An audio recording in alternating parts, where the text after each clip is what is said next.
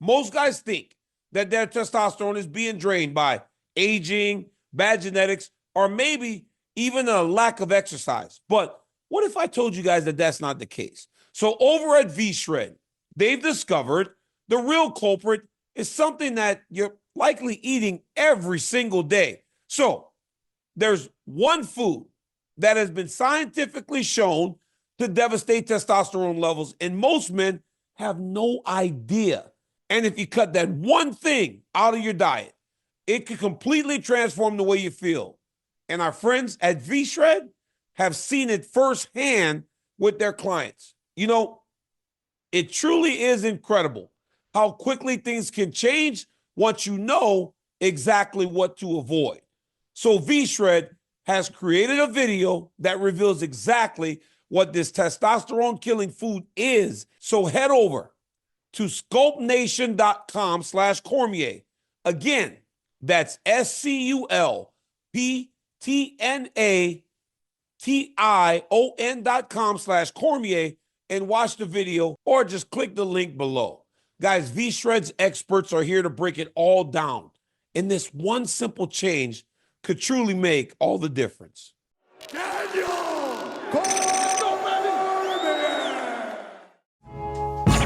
I'm gonna show you how I'm experienced. What's up, guys? It's November 6th, 2024, and it's time for 3 rounds.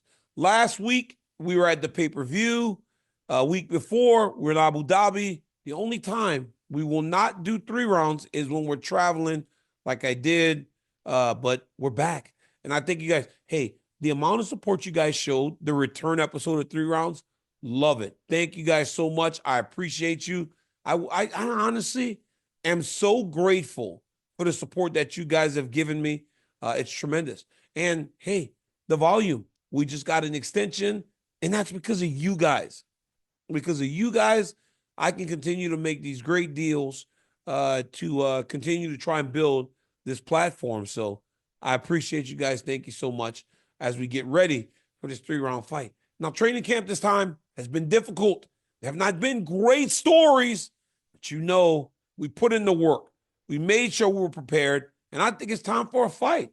Let's go, guys. Let's get ready for round 1. I'm ready. I made my walk. Let's go.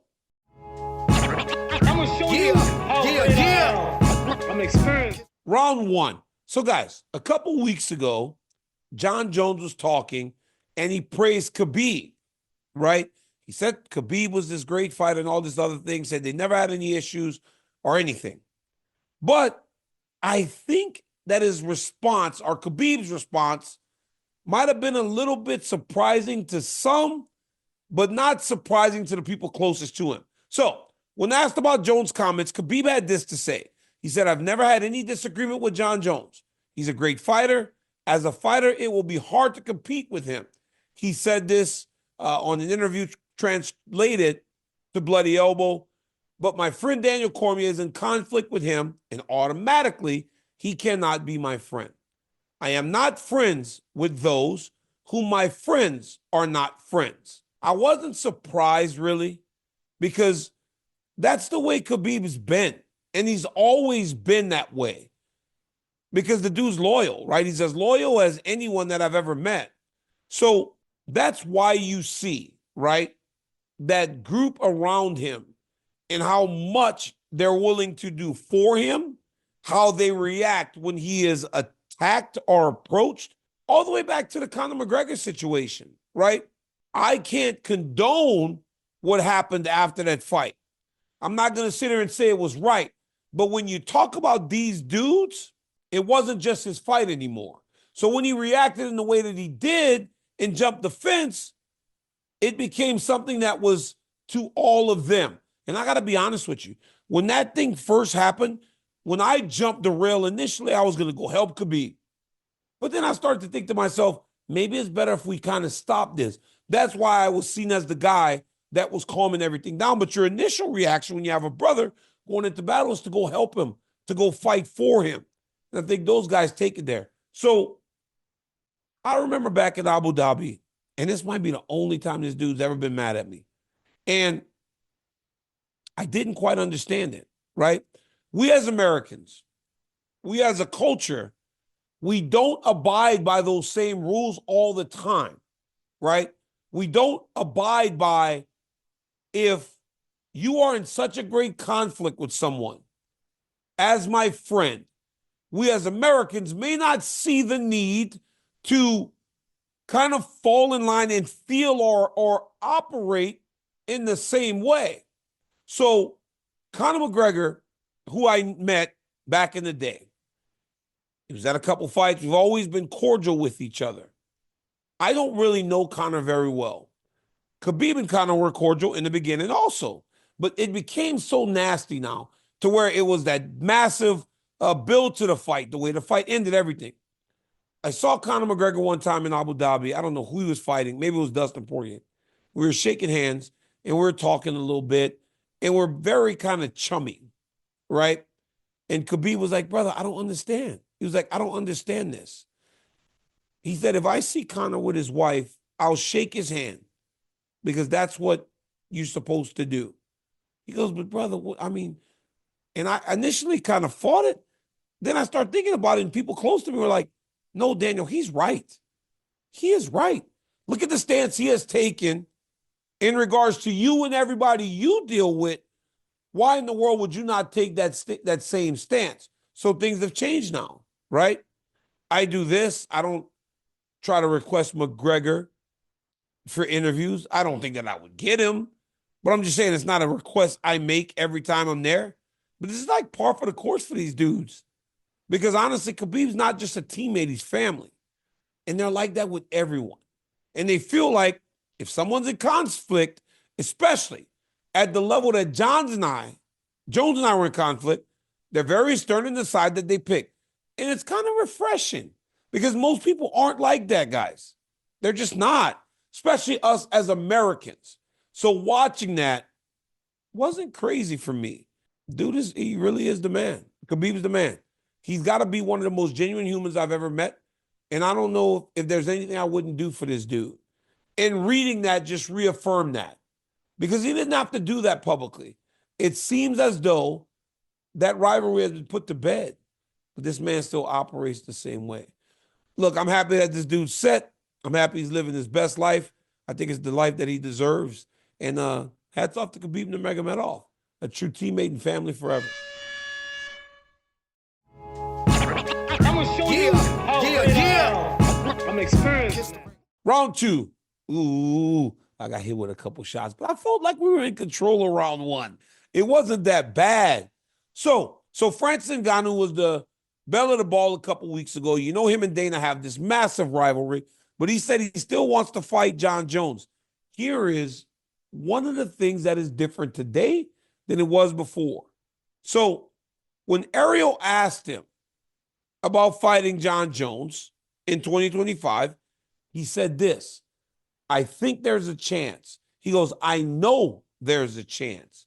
Ariel followed up with, does Jon want that fight, Francis? Francis goes, I believe he does. I know the truth because I've been behind the scenes so many times, so I know exactly what happens. So I see him too. And I will be watching him on November 16th because Jones said he sees him. He said, there's a chance that we could fight. I can't tell on a scale of 1 to 10. I can't tell how much, but I know there's a chance. I know that fight also interests Sheikh Turkey, and not many things resist him. I know the truth. I've been behind the scenes. I know exactly what happened, and I do believe that Jon Jones wants this fight. So, where's the difference when he says Turkey? When he says, I know this interests Turkey, right? That's a different level to the puzzle. So Turkey Al-Sheikh is the man behind Riyadh season. And when I went to his Wikipedia, he is the Saudi Arabian advisor at the royal court under the rank of minister and the current chairman of General Entertainment Authority, right? That's the GAE. He's the chairman of the GAE. He's credited with leading significant developments in Saudi Arabia, including contributions to sports and cultural arenas. So the Terrence Crawford fights, Francis versus Tyson, Fury, Francis versus Anthony Joshua. Riyadh season. Hey, you guys remember Riyadh season presents the Sphere, sorry. It's all this stuff this man has now had a hand in.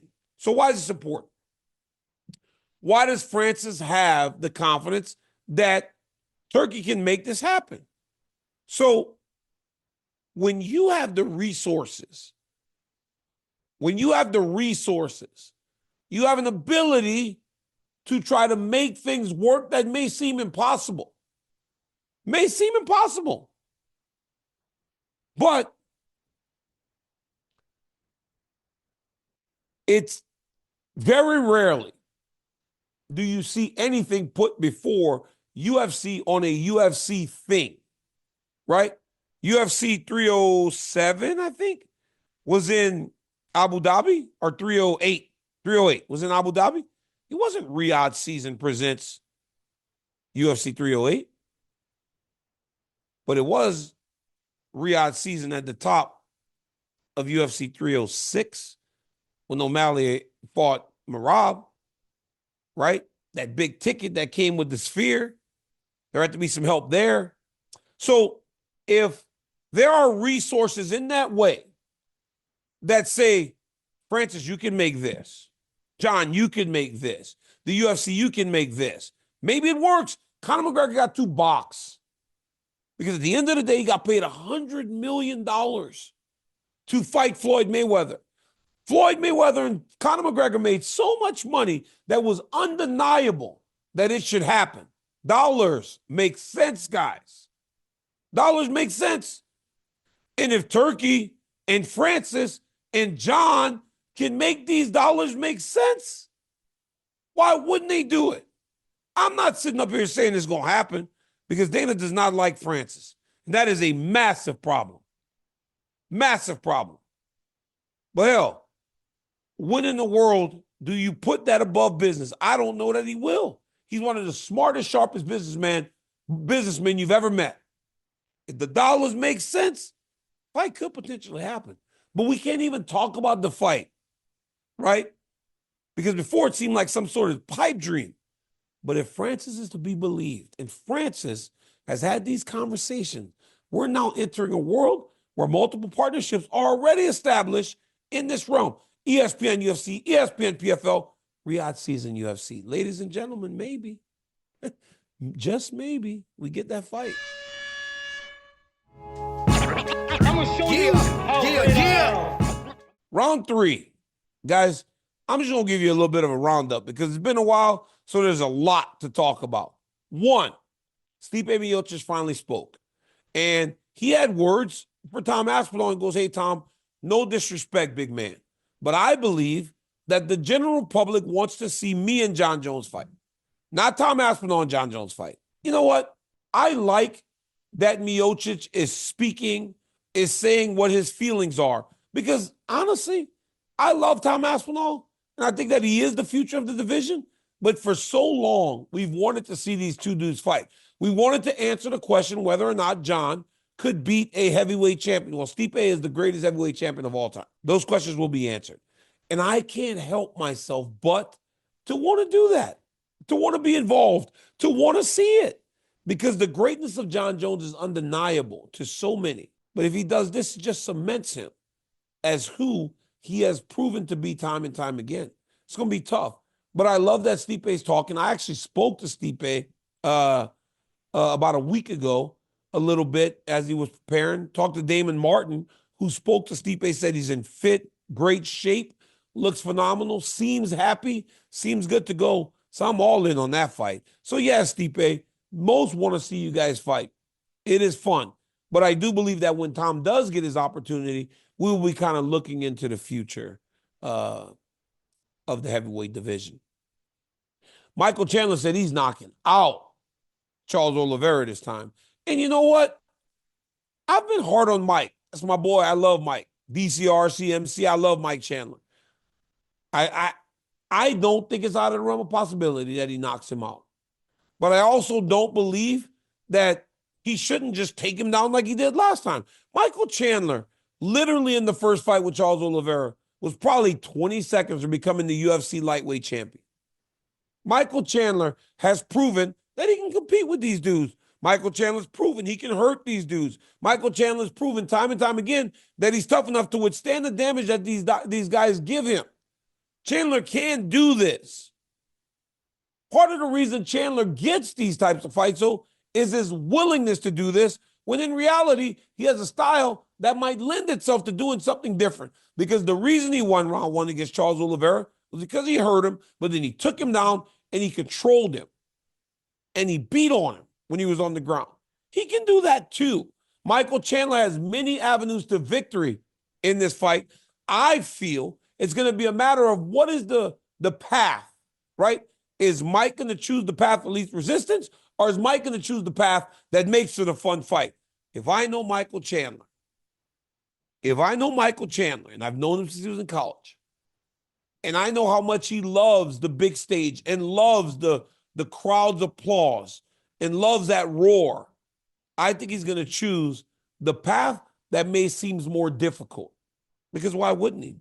Is what he's done his entire life. Hey, yo, James Johnson, guys, cannot beat Jon Jones. I don't know what this dude is doing. I don't know why James Johnson keeps saying stuff like that. He's an NBA basketball player that did some karate when he was a child. What in that makes him think that he can go and beat Jon Jones, who fights trained killers every single day? Sometimes I listen to people, and it's a level of naivete. Hey, look at that. Look at me, Mo. I look naivete. Like I'm fancy, you know. It's like a level of being naive that I don't even understand. I don't understand. I get it if you're 5'3", right? If he said I could beat Demetrius Johnson, I wouldn't pick him to beat Demetrius Johnson.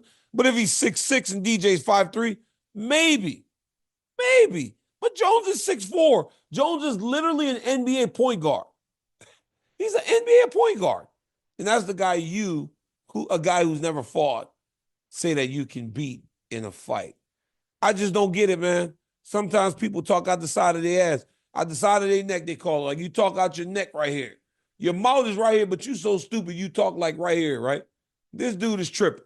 He is really, really tripping. All right, guys, now time for my final thought. So a few weeks ago, an MMA fighter head kicked a boxer. This guy named Idris Abdurashidov is undefeated out of ONE FC. He fought a dude that was 1-3 in boxing, and he head kicked him after a wild exchange. I don't care about anything. I don't care about your feelings. I don't care what you think of my point. That was some bullshit. Faraji was brought in to get beat because that's what they do in boxing. To build a prospect, you bring in a guy that isn't good. They call him cans. You knock him out, you move on. But when the hunted or intended hunted becomes the hunter or decides not to play by the rules, he going to throw a head kick? You know the rules that you signed up for. You know what you signed up to compete in. You know as a sportsman that you're supposed to follow those rules. It don't matter if you're losing or if the fight's harder than you expected it to be. You got to fight by those rules you signed up for. It was cowardly. He got banned for a lifetime from boxing, and that was absolutely right. Absolutely right. I don't know how you support this kid after not only does he do that, he goes to Instagram and he posts it again, showing that he has zero remorse. Hey, fighting is brutal enough. We don't need you cheating. We don't need guys using steroids and do all kind of other crazy stuff. Fight the rule that you signed up for, man. Come on, dude. Some crazy ass shit like that. Head kick somebody in a boxing match? Come on. Guys, thank you again for watching 3 Rounds. I appreciate you guys as always. Like, subscribe, tell your friends about DC's YouTube channel because I'm doing stuff like 3 Rounds every single week on Wednesday night, except on pay-per-view weeks. Until next time, guys, peace.